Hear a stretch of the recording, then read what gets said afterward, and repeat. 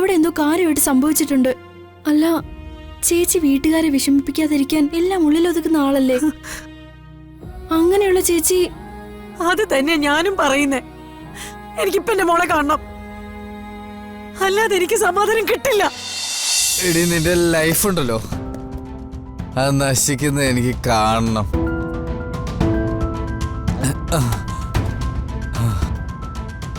അപ്പോഴേ എനിക്ക് സമാധാനം കിട്ടൂ.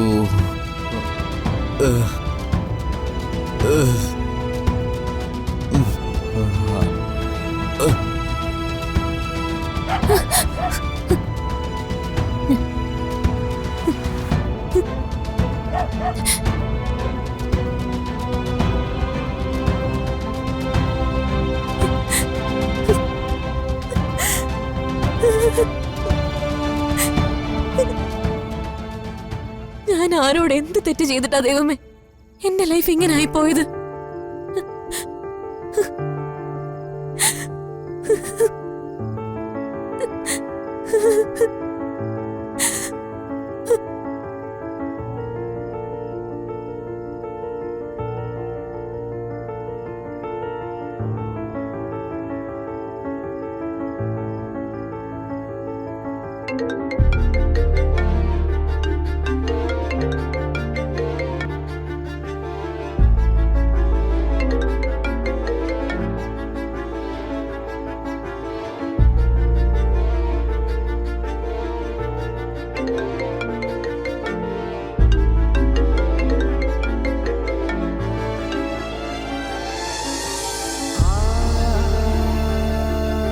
അതെ, നീയും എന്നെ അവോയ്ഡ് ചെയ്യാണോ?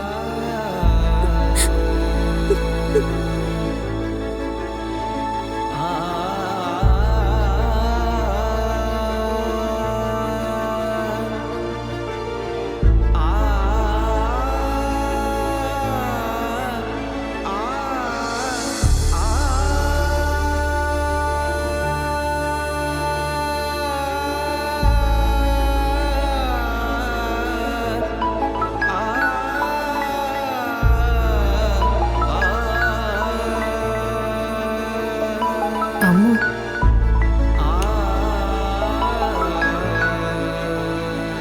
മോളെ അമ്മു, അമ്മു, എന്താ മോളെ? അമ്മു, എന്തിനാ നീ കരയുന്നേ?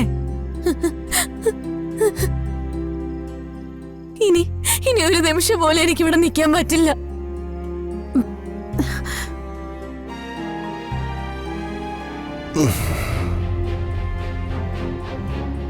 എന്നോട് ഇത്രയെങ്കിലും സ്നേഹം ഉണ്ടെങ്കിൽ ദൈവത്തോർത്ത് എന്നെ ഇവിടെ നിന്ന് രക്ഷിക്ക്. അമ്മോ, അമ്മോ,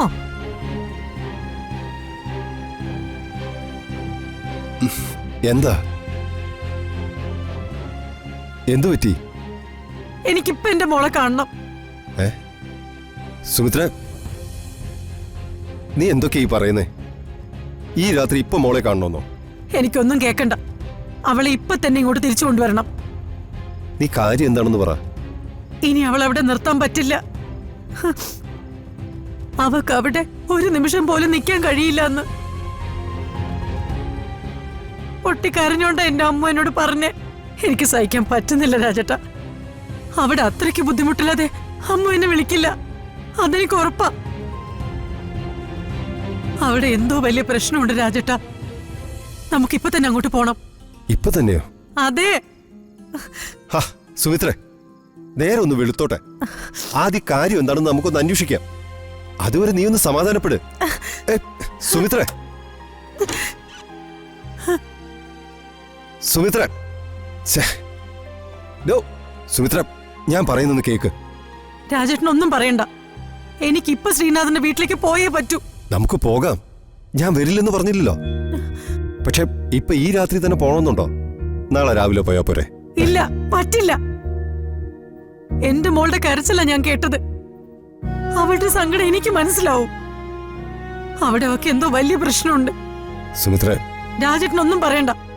കല്യാണം കഴിഞ്ഞെന്ന് വെച്ച് നമ്മൾ അവളെ ഉപേക്ഷിച്ചു എന്നല്ലല്ലോ അർത്ഥം. അല്ല. ആണോ? എന്താ രാജ, അച്ഛാ, എന്താ പ്രശ്നം? അല്ല, സുമിത്ര എന്തിനാ ബഹളം വെക്കുന്നേ?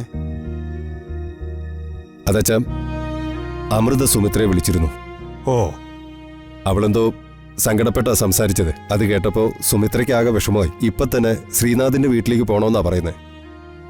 അമൃതേച്ചി കരഞ്ഞോ? ഫോണിലൂടെ അവള് പൊട്ടിക്കരയുമായിരുന്നു മോളെ. എന്താ പറ്റിയെന്ന് ചോദിച്ചിട്ട് അവളൊന്നും പറയുന്നുമില്ല. ചേച്ചി അങ്ങനെ വെറുതെ വിളിച്ച് കരയില്ലല്ലോ. അവിടെ എന്തോ കാര്യമായിട്ട് സംഭവിച്ചിട്ടുണ്ട്. അല്ല, ചേച്ചി വീട്ടുകാരെ വിഷമിപ്പിക്കാതിരിക്കാൻ എല്ലാം ഉള്ളിലൊതുക്കുന്ന ആളല്ലേ? അങ്ങനെയുള്ള ചേച്ചി. അത് തന്നെ ഞാനും പറയുന്നേ. എനിക്കിപ്പോ എന്റെ മോളെ കാണണം, അല്ലാതെ എനിക്ക് സമാധാനം കിട്ടില്ല. സുമിത്രേ, നീ കരയണ്ട. ഇതിന് നമുക്കൊരു പരിഹാരം ഉണ്ടാക്കാം. നീ അവളെ ഒന്ന് വിളിക്ക്.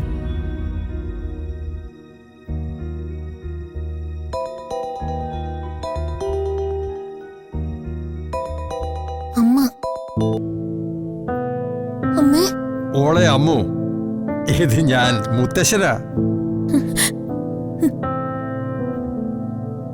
ഓൾ അമ്മയെ വിളിച്ച് സങ്കടപ്പെട്ടു എന്നൊക്കെ മുത്തശ്ശൻ അറിഞ്ഞു. അമ്മോ, നീ ഇപ്പോ പുതിയൊരു ജീവിതത്തിലേക്ക് കാലെടുത്ത് വെച്ചിരിക്കുന്നത്. ഇതൊക്കെ എല്ലാ പെൺകുട്ടികളും സ്വാഭാവികമായിട്ടും അനുഭവിക്കുന്ന കാര്യങ്ങളാണ്. ഒരുപാട് കാലം അച്ഛൻ്റെയും അമ്മയുടെയും തണലിൽ സ്വന്തം വീട്ടിൽ സുഖമായിട്ട് കഴിഞ്ഞിട്ട് പെട്ടെന്നൊരു ദിവസം പരിചയമില്ലാത്ത ഒരാളുടെ കൂടെ പുതിയൊരു വീട്ടിലേക്ക് പോകേണ്ടി വരികയല്ലേ? ആ ജീവിതമായിട്ട് പൊരുത്തപ്പെടാൻ കുറച്ച് സമയമെടുക്കും. അതൊന്നും അത്ര എളുപ്പമുള്ള കാര്യമല്ല. അല്ല, മുത്തശ്ശി പറയുന്നതൊക്കെ മോക്ക് മനസ്സിലാകുന്നുണ്ടോ?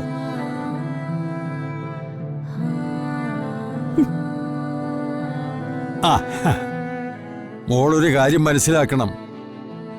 നിന്റെ അമ്മയും ഈ ഘട്ടമൊക്കെ കഴിഞ്ഞല്ലേ ഈ വീട്ടിൽ ജീവിക്കുന്നത്. നിന്റെ അമ്മയും ഇവിടെ വന്നപ്പോൾ ഈ വീടും ഞങ്ങളും ഒക്കെ അവൾക്ക് പുതിയതായിരുന്നു. പക്ഷേ പതിയെ പതിയെ ഈ വീടുമായിട്ടും ഞങ്ങളൊക്കെയായിട്ടും അമ്മ പൊരുത്തപ്പെട്ടില്ലേ? ഇപ്പോ സന്തോഷമായിട്ട് അമ്മ ഇവിടെ കഴിയുന്നത് മോള് കാണുന്നില്ലേ? അതുപോലെ തന്നെയാ നിന്റെ കാര്യവും. ശ്രീനാഥുമായിട്ടും ആ വീടുമായിട്ടും അവിടെ ഉള്ളവരൊക്കെ ആയിട്ടും പൊരുത്തപ്പെടാൻ ആദ്യം കുറച്ച് ബുദ്ധിമുട്ടുകളൊക്കെ ഉണ്ടാകും. ആ ബുദ്ധിമുട്ടുകളൊക്കെ എല്ലാ സ്ത്രീകളുടെയും ജീവിതത്തിലുള്ളതാ. അത് വിവാഹ ജീവിതത്തിന്റെ ഒരു ഭാഗവുമാണ്. നീ ബുദ്ധിയുള്ള കുട്ടിയല്ലേ അമ്മോ? ഇതൊക്കെ മനസ്സിലാക്കി വേണം മുന്നോട്ട് പോകാൻ. ശേ, ഇങ്ങനെയുള്ള ചെറിയ ചെറിയ കാര്യങ്ങൾക്ക് വേണ്ടി അച്ഛനെ അമ്മയെ വിളിച്ച് നീ കരഞ്ഞാലുണ്ടല്ലോ, അവര് വിഷമിക്കത്തില്ലേ?